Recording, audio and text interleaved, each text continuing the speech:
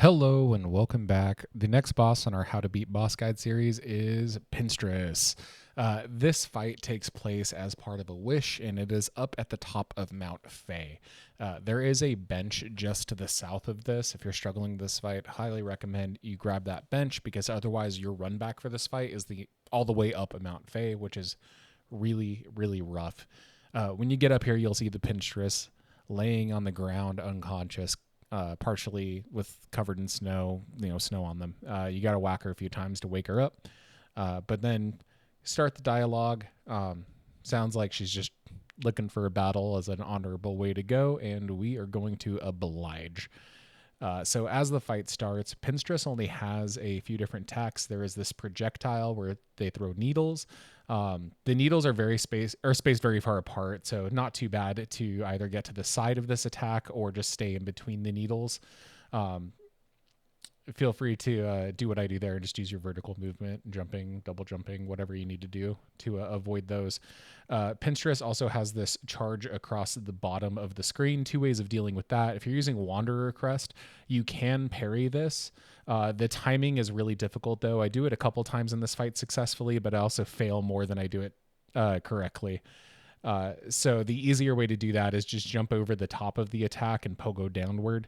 The other move that you really got to worry about with Pinstress is this diagonal slash. If you just dash in the direction that Pinstress is coming from, it will miss you, and you'll be okay there. Just remember to jump afterwards, just in case Pinstress combos it into that horizontal slash attack. And then the final thing Pinstress has going on is this charged needle attack that you're going to see coming up here in just a second, right there.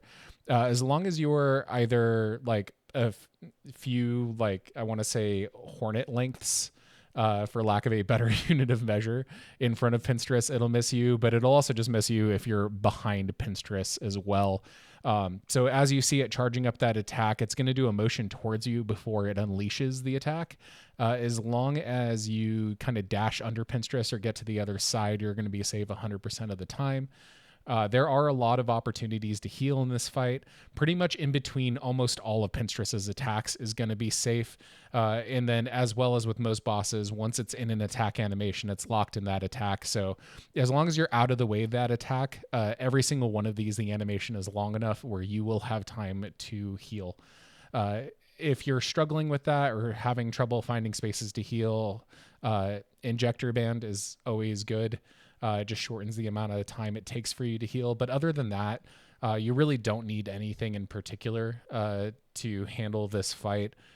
As far as tools go, Cogfly is always good.